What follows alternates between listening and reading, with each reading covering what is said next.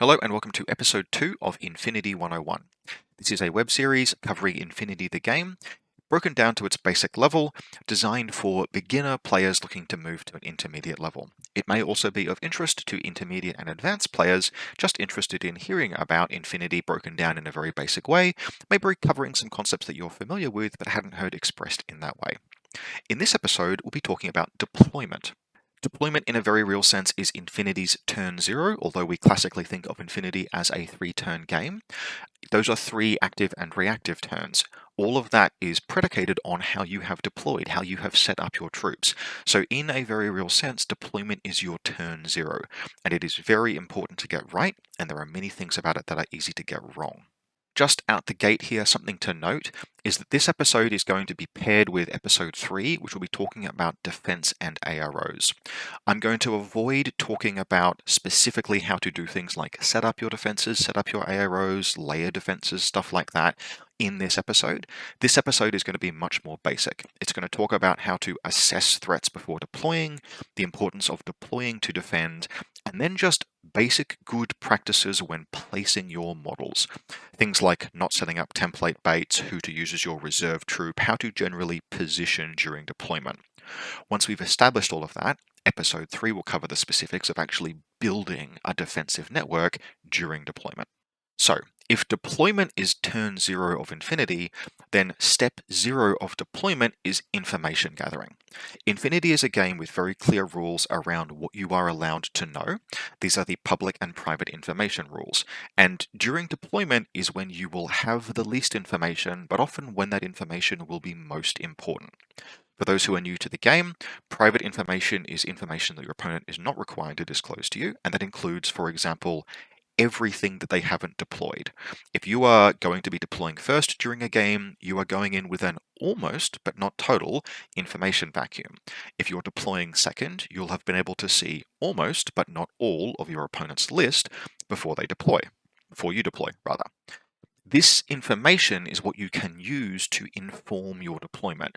You are looking for threats that you'll be facing, opportunities that you can exploit, and so information gathering is the critical step 0 that you'll sort of need to continue and repeat over the course of your deployment and throughout the game.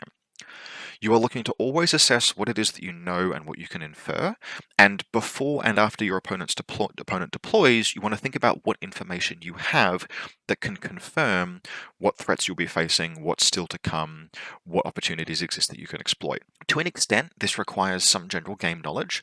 Basically, you may need to just run into a threat a few times and potentially lose a game to it or struggle against it in order to get a feel for any given opposing force. I can tell you that Assassin for Days and Speculo Killers are threatening and scary troopers, but you really need to play into them once or twice to really get a feel for how the game changes when your opponent has a model that can literally deploy in your deployment zone. But the situation is not hopeless. Even if you are deploying first in a game and you have almost no information, there will be questions that you can ask that will give you some hints about what is coming. And if you are deploying second, you will be deploying into a relative surplus of information. You'll have seen most of your opponent's stuff, just not their reserve drop. You'll know a number of things that will help you figure out what it is you need to respond to and how to deploy. So let's move on to actually some specifics here. What are some actual questions you can ask, in particular during the deployment stage, that are covered by public information, so your opponent must answer, and which can help you figure out how to deploy? So here are 4 basic questions that I will often ask during deployment. One of the most obvious ones, and one which your opponent actually just has to tell you as part of the lieutenant's role, is what is your opponent's lieutenant's willpower. When you make that willpower roll, the willpower of the lieutenant is public information, and although it's not always the case, different lieutenant willpower can indicate something significant. So I've got 3 examples there, different answers from different factions, that can tell you something based on the lieutenant willpower score. So Whip 13, if your opponent is playing Svalorheimer, means they have a Jotun lieutenant. That's the only Whip 13 lieutenant that I'm aware of in Svalorheimer, or certainly it's a very popular one. And if you're playing against Svalorheimer, you might say every Svalorheimer player takes a Jotun, but that's not true. Some of them take 4 Kahu. And so knowing that there is going to be a Jotun coming even before you've deployed any models is interesting information. Similarly, and kind of more relevant, if you're playing against Combined Army and they tell you their lieutenant's whips their lieutenant's willpower is 17, you will be playing against an avatar. And a game against an avatar is going to be different to a game against a combined army player running, for example, a willpower 16 lieutenant, which means another aspect of the EI, but maybe a Chironted with a heavy machine gun, or maybe an anathematic. Similarly, if you're playing against a Morat player and your opponent tells you they have a Whip 13 lieutenant, it means they are bad because they haven't taken Cornac, so the game will be easy. These are all things that are interesting and useful for you to know. Another question is, and a really important one, is how many models and markers can you see? Now, this is something that you can just count, and if you can just count it, you may as well ask your opponent about it. What can I see on the table? Ask them to help you with it. Can I see 14 troopers just deployed raw? Okay, cool. That's interesting. Can I see more than that?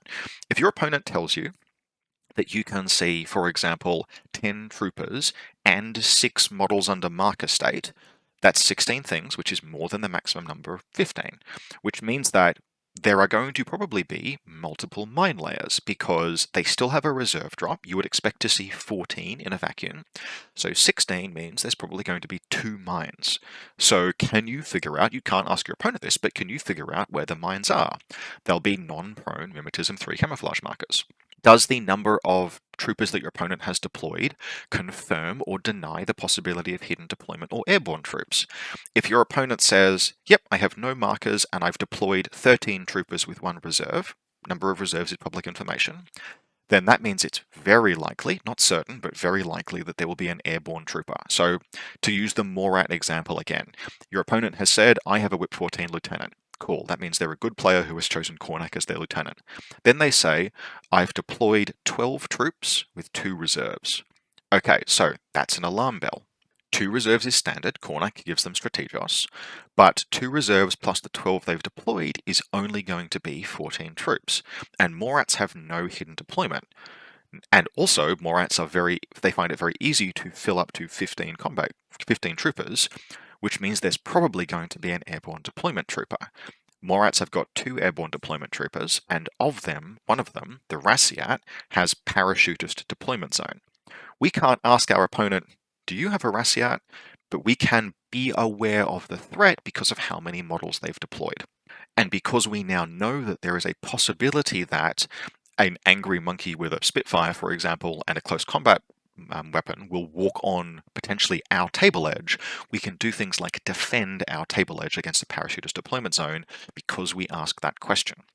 A similar question is, what combat groups are the models and markers in? This is also public information. It's public information at the point the model deploys. And there are a few things that we can get there. One of them is any mine layer deploying a mine, the camouflage marker that is concealing their mine belongs to the same combat group as them. So you can use this information to help tease out maybe where mines are.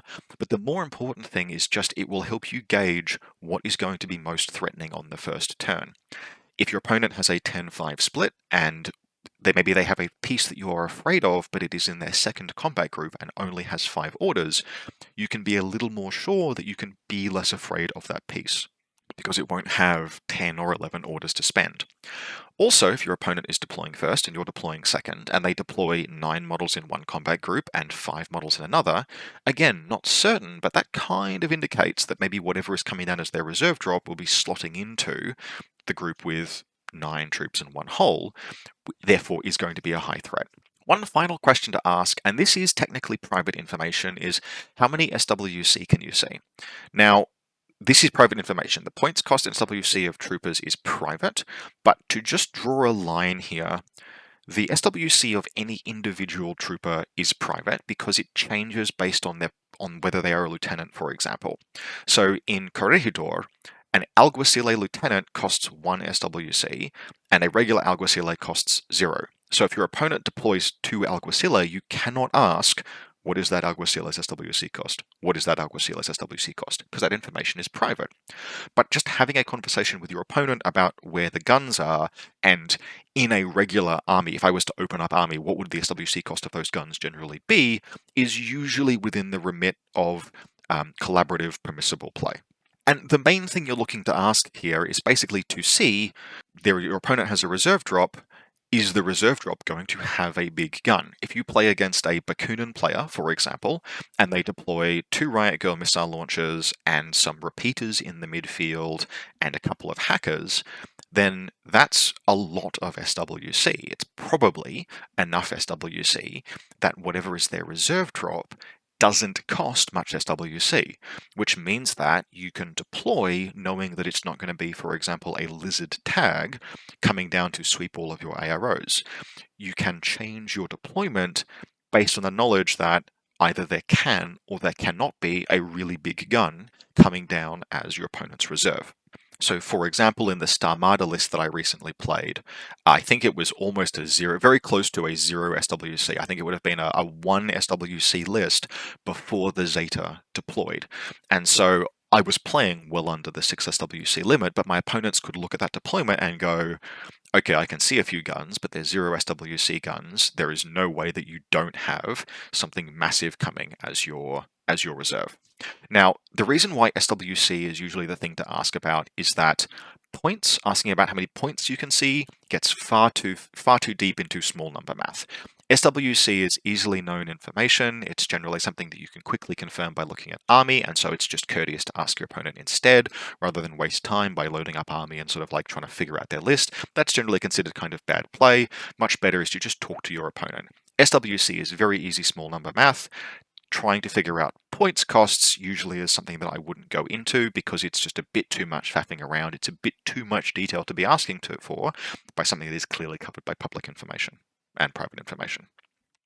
So in short, what you are looking to do here consistently throughout your deployment, before your opponent deploys, after your opponent deploys, and then before the game begins, is to gather whatever information you can to allow yourself to accurately assess threats, risks, and opportunities so you can engage with them in an informed way, and that includes deploying in an informed way. So with step 0 out of the way, let's move on to actually placing some models. So my basic principle for deploying in Infinity is to deploy defensively.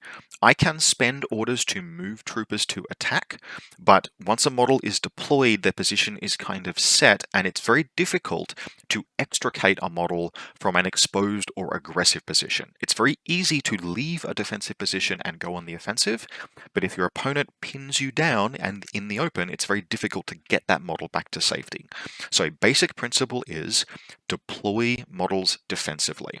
This also has the benefit of, even if you are going first, if you set up your defense and AROs during the deployment phase, you don't have to then spend orders to do that later in the game.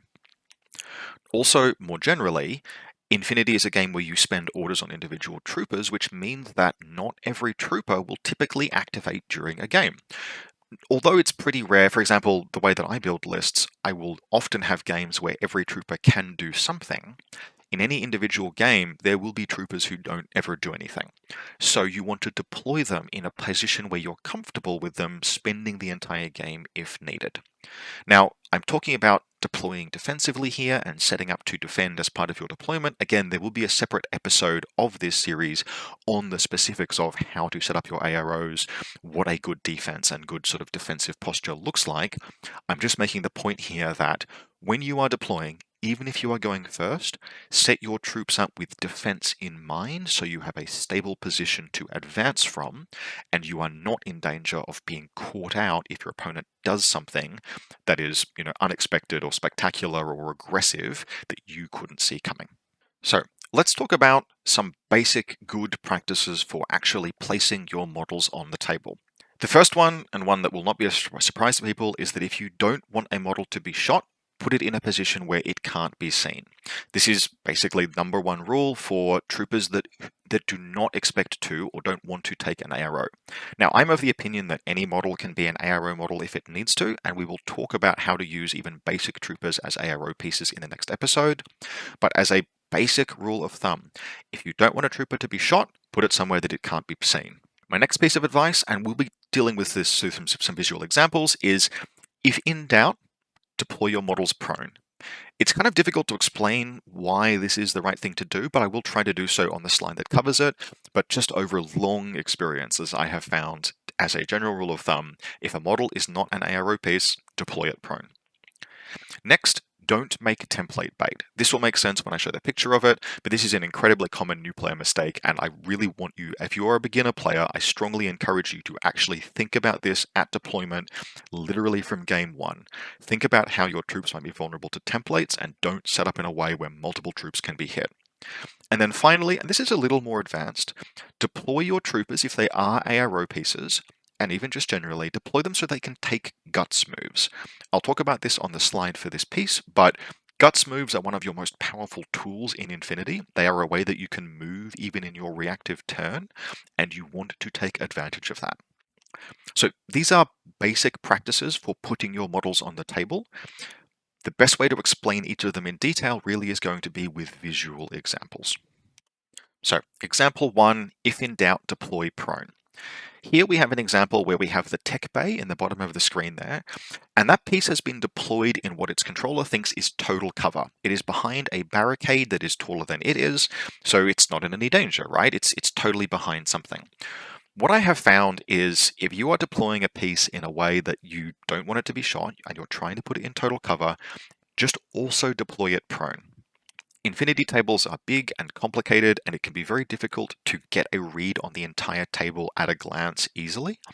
And so just compress the size of your models. If you've missed a line of fire, and you just didn't see it and your opponent did, or something ends up in an unexpected place, a model that is prone is just that much more likely to be out of line of fire than a model that is occupying its full silhouette size. So in this example here, a combined army tag has made it all the way to the tech bay's deployment zone, and it's high enough on that building to be able to see the tech bay over the obstacle. If the tech bay had deployed prone, it would be safe, but it didn't, so it's now in danger and probably going to be shot in the back of the head by that overdrawn submachine gun. So basic rule of thumb, if your piece is not an ARO piece and it does not need to be standing, just deploy it prone. Basic good practice. Our next visual example, and again, probably our most common new player mistake that I have ever seen, is don't make template bait. So on the left, we have, basically in both of these pictures, we have a link of Ghulam infantry and Hakislam.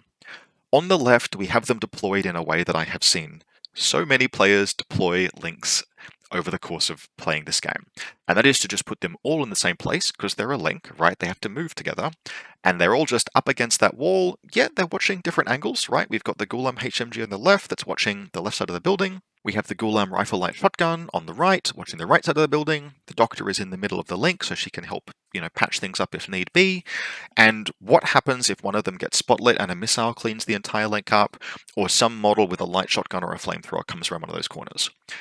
In the first image, the entire link team, or huge portions of it, can be trivially hit by a single template. And there is no easier way to lose a game on your first reactive turn than to give your opponent an opportunity to clean up 4 pieces out the gate. The image on the left is just a catastrophic failure waiting to happen. So I am begging you, if you are new at the game, for the love of God, don't set your pieces up, your links up this way. And if you're a tournament organizer, for the love of God, don't make terrain that incentivizes or forces players to do this. This is why complexity in terrain and in deployment zones is so important, because you have to enable players to set up in the way that I've shown on the right picture. So in picture 2, on the right, we have the exact same link. All of the pieces are still inside zone of control of each other, so any model could be the link leader there, but they are set up in a way where any individual template cannot hit more than one model of the link. It doesn't matter where you place a flamethrower or a guided missile there, it is probably not going to hit more than one trooper, which means that an attack with a piece like a Libertos, for example, your opponent might still go for it, but they're less likely to push aggressively because they can't get the same returns. And if they do attack, it's going to be much easier to triage. It's going to be much easier to control the casualties that you take because you'll be able to take, a face-to-face roll with your first trooper and slow them down or deal with it basically. So just avoid giving your opponent easy catastrophic damage that they can inflict on you on the first turn, do not make template bait. Spread your troops out so that it is not possible for your opponent to hit multiple models with the same piece. This will make guided missile attacks less likely against you. This will make assaults with warbands less likely against you. This will make it easier for you to go into your first turn with the maximum possible number of resources still intact. So our third and final visual example of basic principles for how to put your models down is to deploy in positions where you can take advantage of the guts rule. Now, this is going to be less likely to be applicable for troops that are just hiding, right? If you've just buried your lieutenant in the deepest hole that you can find in your deployment zone, then if they get seen in the first place, they're probably not going to have anywhere to go to. And that's okay. That's a thing that happens. But for troops that are occupying maybe an ARO role or a pseudo ARO role, or which are just kind of big generally, it is incredibly important to take advantage of the guts rule. So what is guts? If you're not familiar with it, you should be at this point, but guts is the rule that says if your model it has a state inflicted on it or takes an armor or BTS roll and survives, presumably, then they make a willpower roll, and if they succeed, they hold their position. If they fail, they make a guts roll. What's important is that unless you are religious, you can always choose to fail, and often you will do so, because choosing to fail guts or failing guts means that your trooper moves up to 2 inches to improve their cover, including seeking total cover if possible, which is to say, improving their cover or breaking line of fire to the enemy. And doing that means that your trooper has a chance of surviving. 2 inches isn't a ton of movement, but it's a little bit of reactive movement that you can take in the reactive turn, which is hugely valuable. So in this example, once again, bad picture on the left, good picture on the right. In both cases, the Guija is in cover and watching kind of similar angles. But in the first picture, it is standing behind that barricade. If it takes fire, there is probably nowhere that it can guts to break line of fire to the opponent, because it's the entire top half of its silhouette is visible over that sign. So if you have deployed your Guija here and you think it's like relatively safe, but maybe it's watching a few long angles that maybe you want to just cover with a big gun, and your opponent moves up an avatar, a hyper-rapid cannon, some kind of huge anti-tank gun that you hadn't sort of foreseen, you have a tag. You have a good chance of it surviving at least one face-to-face roll, but not a good chance of it surviving an entire turn of firepower coming its way. In the position on the left, there is nowhere for it to go. If it takes fire, it's going to just keep taking fire because it can't go prone, because it's a tag, until it dies. And if it dies, you are down, presumably, your biggest weapon. By comparison, the image on the right, it has a slightly more restricted field of view, although it will still be able to watch models approaching from the right. But the important thing is that its deployment there allows it to guts back behind the building. So imagine that it is taking fire from underneath the stairs. The same big gun has been drawn up, your opponent has maneuvered it into position and is beginning to fire at you. You return fire, you lose a face-to-face roll, you take a hit, maybe you make your save, maybe you don't, but your tag doesn't die, it's got 3 structure, it's a tag. And so now you make your guts roll. And if you want to, if you're like, nope, I've had enough of this, I want my Guija to survive, you elect to fail the guts roll and you move up to 2 inches to the right to break line of fire. And so by deploying in this way, the same firing position that your opponent might have occupied, now they can move their piece up and they can shoot you, but all they accomplish by shooting you is having spent those orders, taking the face-to-face roll, maybe doing a wound or whatever, but that's it. They don't kill your piece. So by deploying in a position where your ARO piece can guts, then you can preserve that element despite costing your opponent the orders that it took to bring the gun forward to fire at them. And yes, this is getting into the defense and ARO thing a lot, but it involves placing models, so I wanted to cover it. A corollary to this and not pictured is even for pieces that you don't expect to be able to survive to make a guts roll, consider deploying them in positions where they can go unconscious in a recoverable position. So if you had a total reaction bot, for example, on the rooftop of that building that the Guija is standing behind, there are ramparts, and those ramparts are about half an inch tall. If you deployed a total reaction bot up there, it has remote presence, which means it has 2 unconscious states.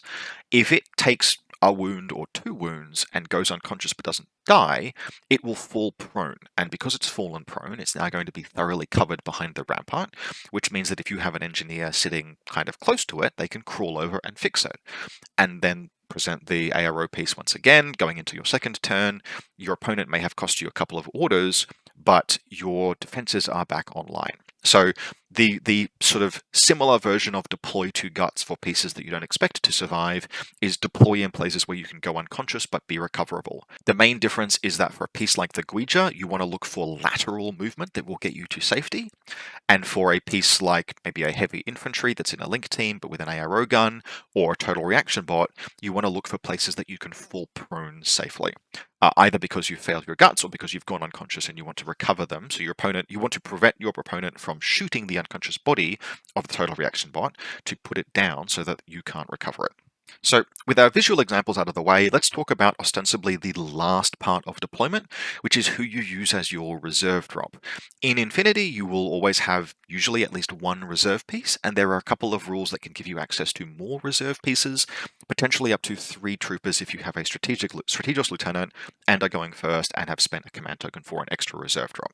Reserve dropping pieces is very powerful because you can deploy them in a position of maximum information.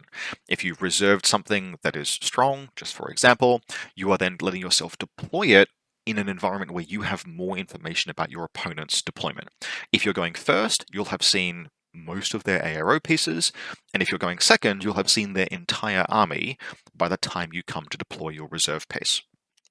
So with this in mind, who should you choose to be your reserve drop? And unfortunately, the answer is it depends. It will change from game to game. But some basic ideas, if you're going first, I would usually suggest reserving either your biggest unlinked gun or something like a rapid offensive unit. Something whose position will depend very heavily on where your opponent has deployed. So for example, if you have a tag, deploying that as your reserve drop will mean you can place it in a position where it can most efficiently move to engage and suppress your opponent's ARO pieces. If you have a Assassin Fidei or a Speculo Killer, deploying it as your reserve will let you deploy it once you know where a vulnerable target that your opponent has you might want to go against is. So for example, if your opponent is playing Nomads and you've decided that you want to kill their hackers or their missile bot with your Assassin Fidei, they are unlikely to reserve all of those pieces. So if you put your Fidei as your reserve drop, you can go after something vulnerable. But basically, whatever your most important or most information-dependent offensive piece is a good piece to deploy as your reserve drop. You can also deploy things like warbands, like bikers and stuff, as your reserve drops, but because they are usually cheaper and you can have multiple of them, usually I would not use those as reserve drops unless it was a really high-quality reserve drop. Like Zulekia Narazova in Hack Islam, for example, she's only 12 points, but she can exploit an opening, so I might use her as a reserve drop. More likely, though, I'm using something like a Assassin Fidei, or an Azrael, or an Asawira, or something with a big gun. If you're going second, then you have to change your reserves to something that will help you survive, something defensive. And there are basically 2 good choices here. The first choice is an interference piece. So something like a Libertos Mine Layer, for example, I find to be a good reserve drop. Although a tag as an ARO piece, for example, can also be a good reserve drop. Usually I wouldn't reserve a linked ARO piece because the link is going to telegraph where it deploys, but there can be exceptions. But something like a total reaction bot, for example, you are probably going to telegraph where it's going by deploying an engineer or a helper bot nearby, so you may as well just deploy it as a non-reserve piece. Something that is more independent, but which you can deploy in a way that will interfere with your opponent's plans is a good call. The reason why I mention a tag is that it can be used as an ARO piece, but it's very likely to survive being engaged. So it makes a good interference piece, but ideal pieces are things like Libertos Mine Layers, other mine layers, Masai Morans in Nomads, or Peacemakers in Panoceania. The other option is, if you have a piece, you're going second, and you have something that it is essential that your opponent doesn't destroy, like a vulnerable lieutenant, and you suspect they have a means of going after that piece, just make it your reserve drop. I just spoke about playing as Hack Islam and deploying Assassin Fideis against my opponent's pieces. So let's just have an example. Let's say that I'm playing Nomads, and I've told my opponent I have a Whip 15 lieutenant. So they know I have an Interventor lieutenant. And I haven't, and I'm, okay, cool. I've only got one Interventor in my list. I can't conceal its identity by having like 2 possible targets. And my opponent doesn't deploy, a Assassin Fidei during their deployment. I can infer from that that there is a chance that my opponent has a Assassin Fidei as their reserve drop. And so I want to preserve my Interventor, because if it dies, I'll begin my first turn in Loss of Lieutenant.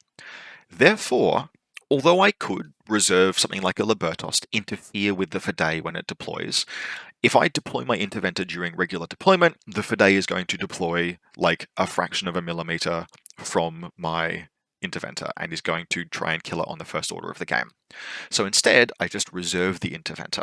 Yes, there are other targets that the Interventor can go after. I'm going to kind of hope I don't have Puppet Bots in this case, because a Puppet Master is real vulnerable, but the Interventor has to live. So it is going to be my reserve drop, because it is an essential piece that I can't allow my opponent to deploy. This becomes even more important in scenarios like, for example, Decapitation, where there are many points on the line for killing lieutenants, stuff like that. So whether this is something that you need to pursue is something that you'll be informed by the information you gather kind of at step 0. And again, a degree of meta knowledge may be required. You may have to play against Speculo Killers and Greif Operators and, Jan Star, etc. a couple of times to understand whether or not they're actually a threat to you. But if you have a key piece that you're like, no, it's actually really important that this piece survives and I think my opponent can kill it, if you make it your reserve drop, you maximize its chances of survival. So just as a final note, and something that I want to talk about before we get to the next episode, is just a quick note about null deployment, because it is how I will often see beginner players who are progressing to intermediate deploy, and you'll hear people talk about it online. What is null deployment? So null deployment is the maximal application of the principle of if you don't want to get shot, don't get seen. It means deploying your entire army as totally as possible out of line of sight. And it's a very tempting approach for newer players, because you've deployed your Panoshianian army with your Fusilier missile launcher on ARO, and your opponent shot it to death in one order, and you're like, well, why did I even take that piece? My total reaction bot died in one order, why did I even take that piece? Why am I putting pieces in ARO if they're just going to die? Why don't I just hide everything? And that's not necessarily an invalid approach, and we will talk more about what the right way to defend and how to layer and choose and select your defenses is. But the point I just want to make is to bear in mind that null deploying can be very useful, but it is not always the right tactic. There are certain lists that can exploit it really efficiently. If your opponent has just, good warbands, rapid offensive pieces that can't be stopped by your hacking network, bear pods, for example, guided missiles can exploit a null deployment, because you can't, if you are deploying in a completely null fashion, you can't present arrows that will stop your opponent from projecting their network toward you. We'll get into that in the defensive episode. But basically, a well-rounded list will have multiple defensive options, which can include null deploying if you think it's necessary, but which you want ideally to have a variety of pieces, from long-range firepower to hacking to, hiding like a rat in a hole if that's what need be. We will talk about this more in the next episode, but I just wanted one last slide on this, just because a lot of what I've talked about is things like deploy prone if you have to, if you can. Don't get seen if you don't want to get shot. And I feel like null deployment is the logical maximal extension of that, and that you don't necessarily always want to go that far. You will find that you usually have to present some defense to your opponent, and we'll talk about how to do that next episode. But just be aware this is something that you can do, but it is not necessarily the logical conclusion of the information I've presented to you today. So that concludes the episode. I am vaguely hoping to get these out at about a once-a-week basis until I feel the series is approximately complete, but it may be once every 2 weeks. We'll just have to see. As always, if you enjoyed this, please consider sharing, give the video a like, etc. And let me know what you found interesting and ask questions. I'll do my best to answer, and questions that I'm asked in the comments section actually tend to help inform future content for videos, so they're super useful for me. As always, I hope you enjoy this, and I'll see you next time.